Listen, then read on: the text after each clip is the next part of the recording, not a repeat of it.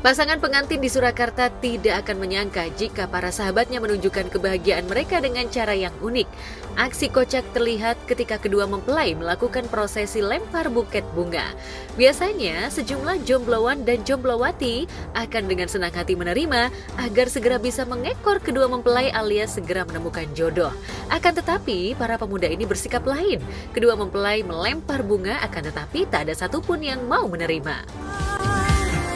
Wahai cinta, beri pertanda, dengar kupu-kupu yang bicara.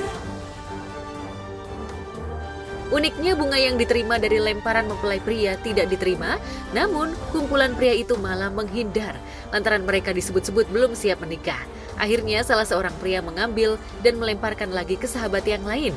Karena tak ada yang mau menerima, akhirnya dikembalikan kepada mempelai pria. Mempelai pria melemparkan lagi, begitu seterusnya hingga buket bunga dibuang ke lantai. Karena ada orang lagi di nikahan temennya, terus dia ngelempar buke bunga gitu kan, tapi ternyata kayak ya pada udah ada yang dapat nih satu, tapi akhirnya dioper lagi, dan menurut gue ini gue relate banget karena gue dulu sempet ngerasain itu juga.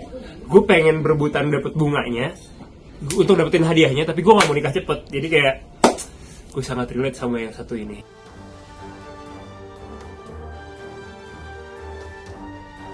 Di lokasi yang berbeda, sepasang kakek dan nenek menjadi viral lantaran sikap nan manis antara keduanya.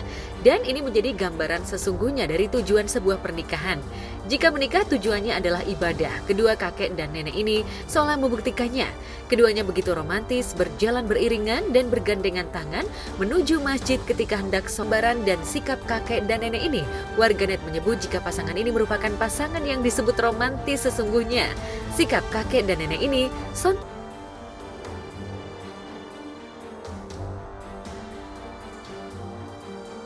Nasib rumah tangga pasangan Ria Yunita atau yang dikenal dengan nama Ria Ricis dan Teuku Ryan akhirnya jelas. Keduanya dinyatakan secara resmi telah bercerai setelah Majelis Pengadilan Agama Jakarta Selatan mengetuk palu secara e-court.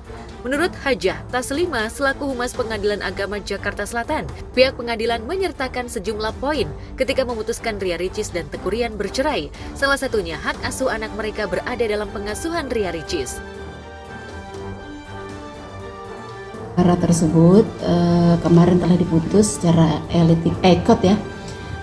Yang amar putusannya adalah pertama dalam eksepsi itu artinya tangkisan ya, menolak eksepsi dari tergugat. Dalam pokok perkara mengabulkan gugatan penggugat, menjatuhkan talak 1 bain sukro dari tergugat terhadap penggugat.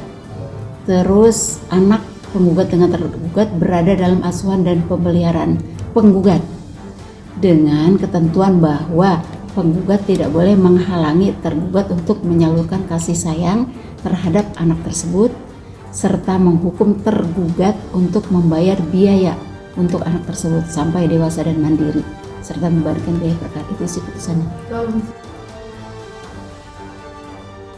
Selain hak asuh anak, Taslimah juga menjelaskan jika pihak tergugat atau Teuku Ryan dihukum untuk membayar biaya untuk anak hingga dewasa dan mandiri sebesar 10 juta per bulan. Jika Teuku Ryan tak mampu memenuhi nafkah anak, Ria Ricis sebagai penggugat bisa mengajukan upaya hukum ke Pengadilan Agama Jakarta Selatan untuk upaya eksekusi. Ria Ricis dan Teuku Ryan kini resmi bercerai. Namun pemandangan ini berbanding terbalik ketika pada 12 November 2021 silam bersanding di pelaminan pada pernikahan nan megah walau keduanya belum lama saling kenal. Baik Ryan maupun Ricis kala itu begitu yakin rumah tangganya akan menua bersama. Namun sayang, kemewahan pesta pernikahan yang dihadiri selebritas papan atas tanah air hanya berusia kurang dari 3 tahun. Dan keharmonisan kian terkikis setelah Ryan mencoba peruntungan di dunia hiburan. Lantas benarkah perceraian ini membuat Ria Ricis trauma? Dan Ryan kedua-duanya adalah adik yang sangat saya sayangi. Kedua-duanya adalah orang tua yang sangat baik untuk Moana.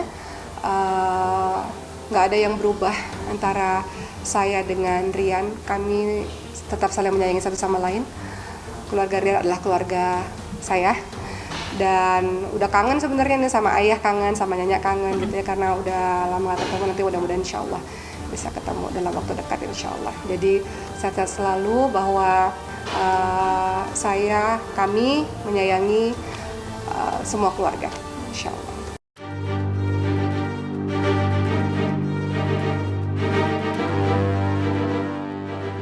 Sementara itu, rumah tangga presenter terkenal Ruben Onsu dan Sarwenda sedang goyah.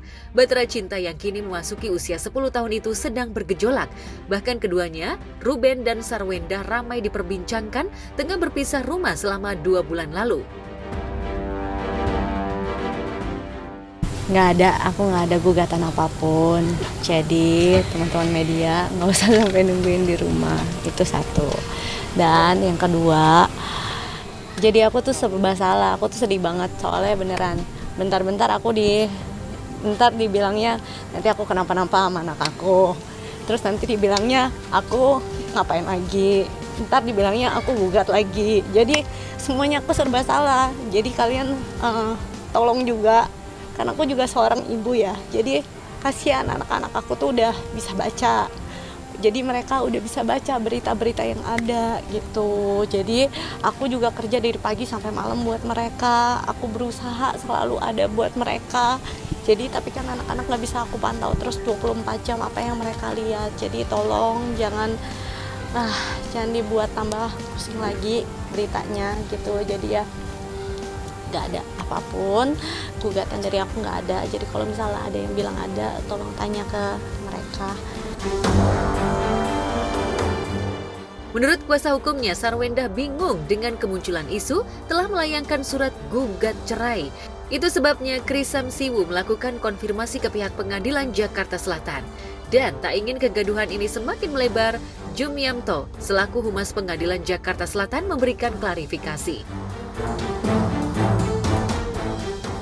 Jadi siang kemarin tuh saya memperoleh pertanyaannya isinya informasi apakah betul Pengadilan Negeri Selatan masuk gugatan atas nama Sarwenda kepada Ruben Onsu. Nah begitu, ada informasi dan pertanyaannya seperti itu dari beberapa rekan-rekan wartawan. Waktu itu saya jawab bahwa akan saya cek dulu. Iya, kemarin sore jam 4. Untuk hari ini sudah dicek kan? Sudah saya cek, belum ada. Artinya saya bisa memahami bahwa ada ketidaknyamanan dari pihak Sarwenda dan mungkin dari pihak Ruben Onsu juga nggak nyaman. Untuk itu adanya misinformasi dari penjelasan saya kemarin, ya tentu karena bisa menimbulkan ketidaknyamanan ya kami menyampaikan permohonan maaf. Ya coba aja kita lihat bagaimana seorang ibu, ya kan, ada berita hoaks bahwa ibu menggugat bapaknya anak-anak. Itu seperti apa ya, kalau kita lihat ya terpukul lah, ya kan. Kalau memang ada niat ya mungkin nggak apa, ini niat aja nggak ada dari Sarwenda untuk mengajukan gugatan. Makanya kami nih diminta untuk langsung datang karena memang sangat terpukul dari berita ini. Anak-anak ini sudah pada dewasa, sudah pada bisa mengerti lah, belum dewasa ya, baru Onyo aja yang sudah dewasa ya, tapi yang lainnya masih kecil tapi sudah bisa melihat, bisa nonton. Nah ini ibu yang menggugat, nah ini kan bingung. Nah jadi dengan klarifikasi ini kami harap dia juga, Sarwenda akan menyampaikan ke anaknya nanti kan bahwa ini hoaks gitu. Kisruh hubungan Ruben dan Sarwenda mencuat seiring dengan hubungan Ruben dengan Jordi adiknya merenggang. Isu keretakan rumah tangga semakin meluas ketika Ruben Onsu tak terlihat menjemput Sarwenda usai menjalani operasi di rumah sakit. Bahkan Ruben absen alias tak menemani istrinya ketika hampir seluruh keluarga terlihat foto bareng di ruang perawatan Sarwenda di rumah sakit. Walau isu keretakan rumah tangga kian meluas, Sarwenda yang ditemui merasa jika rumah tangga yang dibangun sejak 22 Oktober 2013 silam masih dalam kondisi baik-baik saja. Ruben Onsu dan Sarwenda memang tidak dengan gamblang menjelaskan kondisi rumah tangga mereka. Padahal banyak tanya yang butuh penjelasan. Jika tak ada masalah dalam rumah tangga, mengapa Sarwenda harus mengungsi dan tinggal di rumah adiknya? Benarkah masalah rumah tangga sudah terjadi setahun lalu?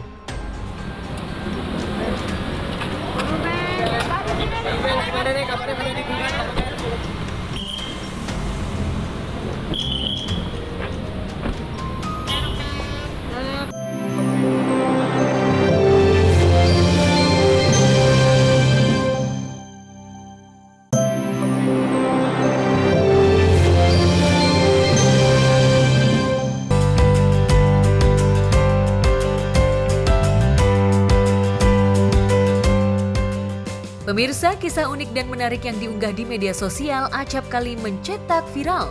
Salah satu video viral yang banyak diperbincangkan netizen adalah video yang berjudul memperlihatkan sejumlah orang menunjukkan 3 galon air berisi uang koin pecahan 1.000 dan Rp500. Ternyata uang koin berjumlah Rp45.980.000 itu adalah tabungan milik seorang ibu di Banyuwangi yang tidak disebutkan namanya. Ibu itu membeli rumah seharga 46 juta dengan membayar pakai uang koin hasil tabungannya. Dari keterangan video, dibutuhkan waktu 8 jam dari pukul 9 pagi hingga pukul 17 waktu Indonesia Barat untuk menghitung dengan uang Rp45.980.000 yang merupakan hasil tabungannya selama 3 tahun, si ibu hanya membutuhkan uang Rp20.000 untuk membayar rumah seharga Rp46 juta. Namun tidak dijelaskan apakah uang koin itu ditukarkan ke bank atau diserahkan langsung kepada pihak penjual rumah. Yang pasti, kisah unik tentang ketekunan menabung uang koin menginspirasi netizen untuk menabung dari uang koin. Itu sih menurut saya. Karena itu pakai uang koin berapa galon tadi kalau nggak salah ya. Jadi itu sebenarnya ribet adalah kebayarnya kali ya. Apakah pengelola rumah itu mau menerima uang koin itu atau enggak? Tapi secara mata uang sih sebenarnya harusnya fine aja ya, valid aja. Cuma kan ribet ngitungnya dan itu pasti makan waktu banget. 46 juta rupiah dalam bentuk uang koin kayak PR banget itu buat ngitungnya sih. Sebenarnya itu lebih ke kasihan sama petugas yang ngitungnya nanti gitu. Alangkah lebih baiknya sebenarnya mungkin dibawa ke bank dulu kali ya, dikonversi masuk ke tabungan, nanti tinggal transfer gitu. Cuma ya kalau memang niatnya adalah untuk menabung, pertama kan pakai uang koin itu sama berapa tahun gitu kalau nggak salah nabung tadi ya. Bagus sih sebenarnya nabung itu pakai uang koin, jadi ada motivasi, ternyata bisa beli rumah. Jadi positifnya bisa diambil adalah konsistensi untuk nabungnya.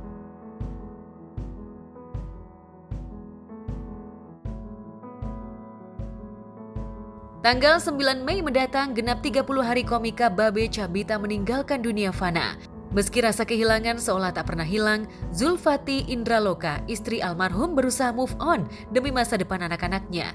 Itu sebabnya saat tanah makam Babe Cabita masih merah basah, Fati sudah aktif meneruskan bisnis kuliner yang diretas sang suami tercinta. Jumat lalu, Fati bersama 2 sahabat almarhum, Marshall Widianto dan King Abdul, hadir membuka cabang resto kuliner dengan menu andalan telur dadar di kawasan Cikarang, Jawa Barat. Meskipun Mas Babe sudah nggak ada, schedule kita opening sudah sampai Januari besok.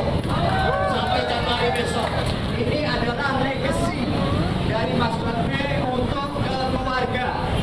Mudah-mudahan dari 15 tidak berhenti 15, tapi menjadi 150, 1.500, sampai 1.500. Allahumma sholli ala sayyidina Muhammad wa ala sayyidina Muhammad. Mungkin itu saja. Cikarang resmi dibuka. Cabangnya 15, alhamdulillah antusiasnya oke ya di Cikarang juga. Terus kita berharap semoga dadar tuh selalu beredar di Indonesia sampai luar negeri. Karena biar kalian lebih ngiler lagi, saya akan review bareng Kak Fati ya. Kita review produk kita sendiri nih. Jadi dulu itu waktu tester aku bikin sambal udang apa segala macam, yang ngetes Mas Babe. Wah masuk, cocok gitu. Dengan harga merakyat namun lezat, resto Babe Cabita berkembang cukup pesat, bahkan terus menggurita sampai komika bersahaja itu meninggal dengan tenang. Perjuangan Babe Cabita itulah yang ingin diteruskan oleh Fati, King Abdul dan Marshall Widianto yang tetap melakukan inovasi dalam hal variasi menu. Ini menu yang spesial komplit, jadi semuanya ada. Sambal-sambalannya, oseng ada, semua ada. Ya, siap, selamat makan, bos. Nah, tepuk tangan buat sisi teman-teman. Ya, saya makan dulu sih ya. Iya, makan Ya. Ini telur. Dadar ini telur ceplok. Ini apa? Speak. Kailan crispy. Nah, ini.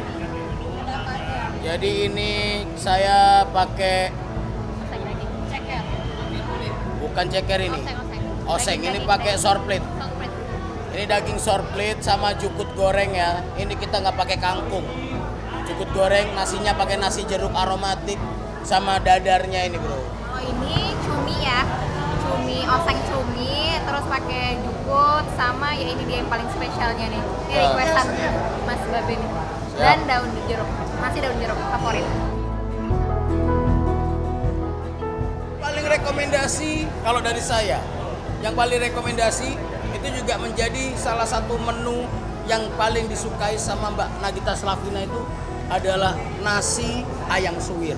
Yang original, nasi, telur sama sambal itu sama jukut harganya cuma 13.000. Di depan kamera nampak kuat dan tegar, namun Fatty mengakui luka kehilangan yang dirasakannya tidak akan pernah sembuh.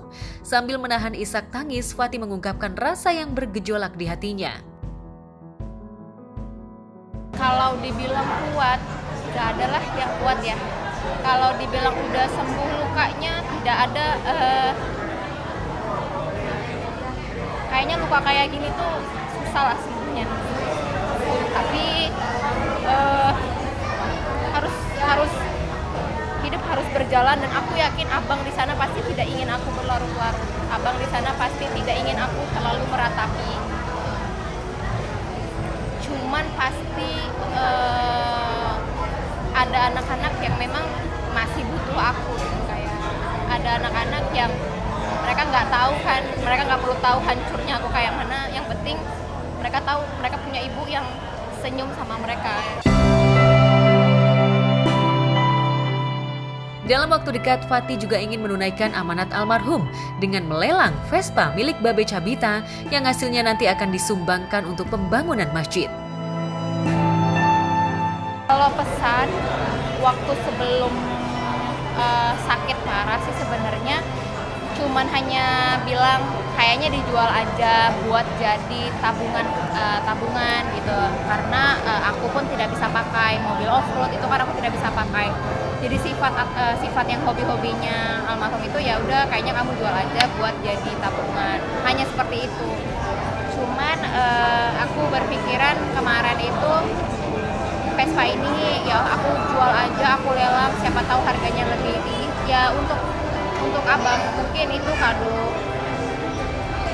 Semoga bisa diterima dan jadi ya amal lah buat abang, buat bantu abang. Karena apalagi yang bisa aku kasih saat ini orangnya nggak ada ya cuma hanya doa dan sedekah untuk almarhum.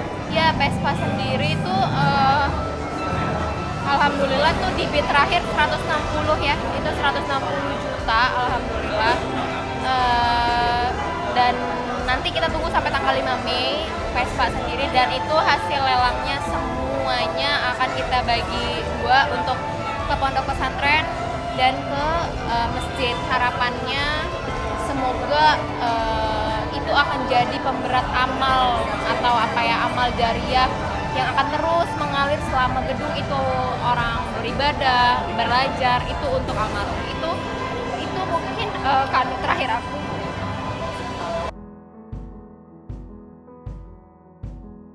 Menjadi single parent dulu tak pernah terbesit di benak Fatty, tapi takdir hidupnya berkata lain. Jika soal ekonomi, Fatty tak begitu khawatir lantaran setiap anak ada rezekinya sendiri-sendiri. Namun Fatty merasa miris bila putri bungsunya yang baru berusia 2,5 tahun tidak bisa mengingat cinta dan kasih sayang ayah kandungnya yang begitu besar. Nebula itu kan 2,5 tahun. Aku berpikiran, inget gak ya Nebula sama ayahnya?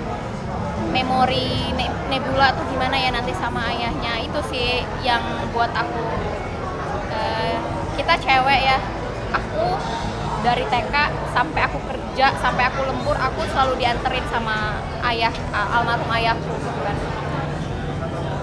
Ada kepikiran kayak kalau Nebula tidur itu Nebula bisa rasain nggak ya cinta pertama anak perempuan itu ayahnya gitu. Jadi lebih ke semoga anak-anak ini jadi anak-anak yang kuat.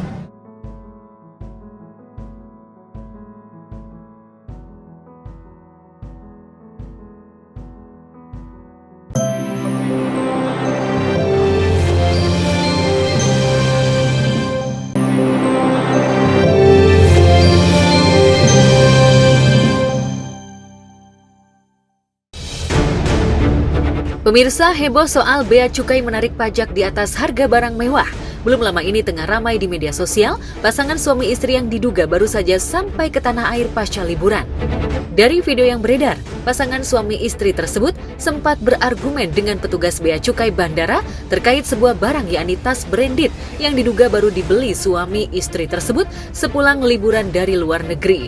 Terlihat saat melalui mesin X-ray, petugas bea cukai mencurigai barang bawaan penumpang yang ternyata membawa sebuah tas branded mewah.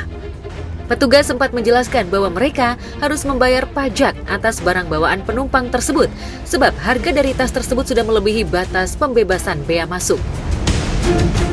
Nah ternyata ini kan ada invoice untuk tas ini ya, harganya seharga 36.800 Hongkong dolar, kalau dikursin di USD jadi 4.000. Dari video juga terlihat ada invoice untuk tas mewah tersebut seharga 36.800 dolar Hong Kong yang jika dikurs menjadi 4.000 US dolar. Namun penumpang pria kemudian mengaku bahwa tas tersebut dia beli seharga 1.000 US dolar. Penumpang pria diduga merasa rugi lantaran pajak yang harus dibayarkan lebih besar dari harga tas branded yang dibeli. Menolak membayar pajak, suami istri tersebut akhirnya memilih untuk merobek tas mewah miliknya di hadapan petugas karena diminta bayaran pajak yang jika dirupiahkan senilai 26 juta rupiah. Kalau gini Pak, saya nggak cerita ya Pak, saya robek saja ya Pak, boleh Pak? Nah, Pak, saya robek aja Pak. Buang sampah. Ini langsung Pak. Video tersebut sontak menuai beragam tanggapan publik. Ada yang berkomentar perbuatan suami istri tersebut benar, namun ada juga yang berkomentar terkait pajak yang memang harus dibayar, mengingat penumpang tersebut sanggup membeli barang mewah, otomatis harus siap membayar pajaknya yang besar. Namun tak sedikit pula yang mengomentari perihal pajak bea cukai yang terlalu tinggi. Aku sih sangat kaget ya, karena dengan harga tas yang fantastis itu bisa-bisanya istilahnya tas harga itu dirobek dengan begitu saja gitu. Aku rasa sih itu reaksi sangat wajar karena mungkin aku juga pernah pengalaman ya, jadi harganya atau pajaknya tidak sesuai dengan yang diberikan kepada si pembeli gitu. Sebenarnya dia bisa beli barang itu, nah ya ikutin aja peraturannya, mesti bagaimana, jangan kemudian malah kontroversial. Yang sempat viral kemarin yang ibu-ibu beli tas branded dirobek di bea cukai daripada dia suruh bayar pajaknya. Jadi tolonglah gitu bea cukai, tolong banget kalau misalkan barangnya jelas bukan ilegal, tolong jangan dipersulit, dipermudah aja. Kita udah ada invoice-nya, sudah ada bukti pembayaran dan lain-lain. Tuh kalau misalkan disuruh bayar pajak dan yang masuk logika, andai pun kita bayar pajak gitu. Berlibur dan membeli barang dari luar negeri saat ini memang semakin mudah dan juga digemari oleh masyarakat Indonesia. Namun perlu diingat bahwa ada konsekuensi pajak dan denda yang harus dipatuhi. Setidaknya peristiwa serupa pernah dialami musisi Cakra Khan. Belum lama ini melalui media sosial, Cakra mengurai pernah membeli jaket mahal seharga 6 juta rupiah. Namun lantaran pajak yang diminta melebihi harga jaket, Cakra akhirnya urung mengambil jaketnya. Gara-gara itu pula Cakra bahkan sempat dilaporkan pihak ekspedisi karena ditagih untuk segera menebus, namun ia tetap tak mau menggubris. Dalam curhatannya, Cakra menulis, "Lagi musimnya masalah bea cukai. Kemarin kemana aja gue udah 2 kali dan masalahnya sama, tiba-tiba didenda. Kalau case gue sampai lawyer FedEx sampai WhatsApp, nge-email, gue suruh bayar. Dan gue nggak mau bayar, ngapain? Jaket beli 6 juta, kudu bayar 21 juta. Cakra juga mengungkap jaket yang ia beli akhirnya hingga saat ini masih tertahan di sana.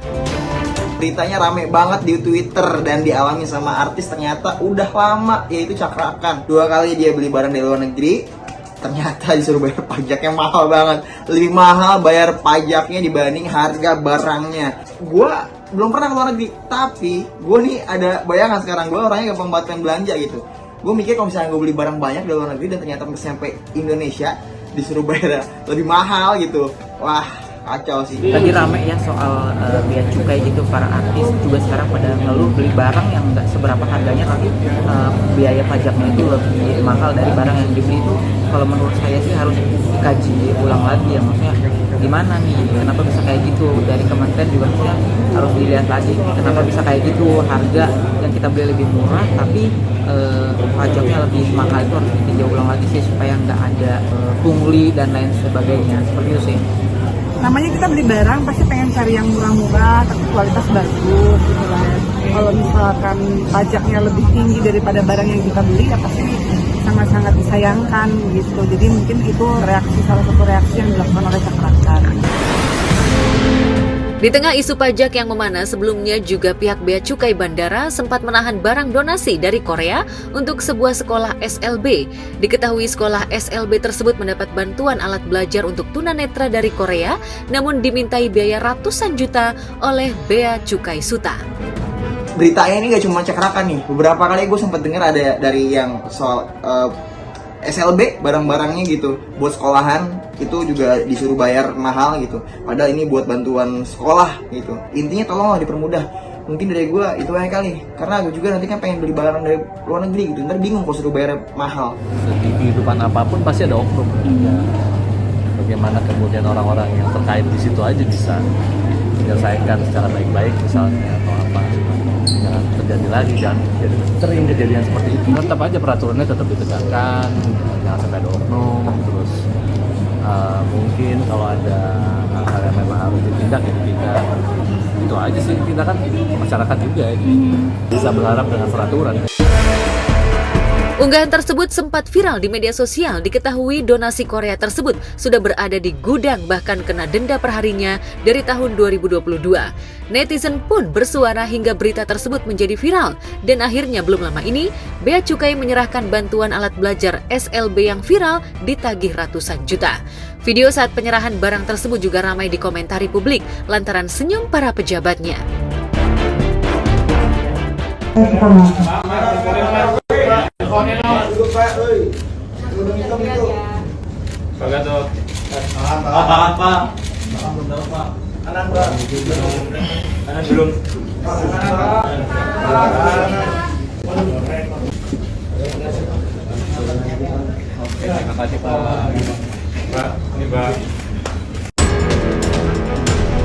Setelah kasus Bea Cukai dan pajak heboh, warganet pun langsung ramai menyoroti aset Direktur Jenderal Bea Cukai, Askolani. Dirjen Bea Cukai tersebut menjadi sorotan setelah disebut memiliki harta kekayaan yang menembus 50 miliar rupiah. Warganet pun banyak yang bertanya-tanya dari mana saja asal pendapatannya. Merujuk pada laporan harta kekayaan penyelenggara negara atau LHKPN Komisi Pemberantasan Korupsi, pemangku jabatan Dirjen Bea Cukai yang berstatus pegawai negeri sipil itu hartanya mentereng mencapai 51,8 miliar rupiah dari beberapa sumber kekayaannya. Ya, Bea Cukai belakangan mendapat sorotan tajam publik lantaran kebijakannya dinilai merugikan masyarakat. Bersamaan dengan isu pajak barang dan makanan yang mahalnya di luar nalar. Di jagat maya juga viral seorang bule asal Swedia menunjukkan bagaimana barang sejenis keju murahan saja di Swedia yang seharga di bawah 10.000 di Indonesia bisa mencapai 60.000 hingga 80.000 rupiah. Pungutan pajak super mahal ini pun jadi kontroversi di kalangan masyarakat, tak terkecuali selebriti. 60.000. Ini lebih parah lagi. Ini produk Swedia. Keju biasa aja di Swedia. Paling biasa di Swedia, paling biasa. 80.000 untuk ini di Swedia, paling 20.000. Oh iya, produk Swedia itu, tapi di Swedia ini keju yang paling murah, paling nggak ada rasa, paling hambar. Apalagi satu lagi, masa yogurt kecil 20.000 hampir, Swedia itu 5.000 paling. 5.000 paling. Padahal dari Prancis juga. Di sini tuh. Terus harganya mahal pajaknya. Apa? Mahal pajaknya. Iya, mahal pajaknya. Ya, jika bule yang tengah berada di Indonesia mengeluhkan terkekeh mengetahui jajanan murahan di Eropa yang rasanya hambar, tapi di Indonesia jadi super mahal. Presenter Raffi Ahmad di tengah usianya yang semakin matang, juga ogah mengoleksi barang-barang mewah seperti roda 2 dan roda 4 alias supercar lagi, karena mulai mengeluh harus bayar pajak. Terlebih kendaraan yang diparkir di garasinya jarang terpakai. Tapi untuk menjaga keseimbangan emosional, semakin kita dewasa ini kan banyak belajar, Pi. Benar ya? Banyak belajar. Dulu kan kita pasti kalau lagi muda, apalagi saat berjaya, wah lagi gini-gini aja. Iya. Wah kita ini, tapi kan semakin kesini kan kita makin kayak, Iya. saya aja tadi cerita sama Kang Sule, Kang, kayaknya nih gue udah mulai nih, mobil, misalnya mobil ada 5, ada 10, jual lah, yang kepake juga cuma 1 sama 2. Iya. Bener nggak? Iya, saya mau udah lewat itu. Udah lewat masa-masa itu ya. Jual-jualin juga. Lantas mungkinkah fenomena pajak mahal ini mulai membuat selebriti berpikir untuk stop bergaya hedon?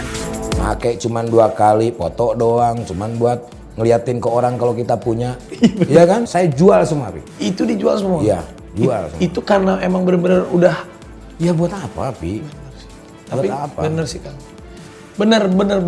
Gue juga udah ngerasain gitu. Kalau dulu mah kan seneng ya, beli motor di garasi keren, Iya. Ada orang datang, wah nih mobil gue keren. Sekarang pikir-pikir kita pakai juga enggak. 100.000 bisa 2 minggu. Sehari 1,5 juta. Oh, bensinnya ya. Iya, apalagi ke Tambun ya. Iya, bayar tahunannya berapa? 40 juta. Iya kan, mendingan bikin modal. Tapi memang proses pendewasaan itu yang membuat kita jadi jauh lebih bijaksana Ya. setelah kita melewatinya.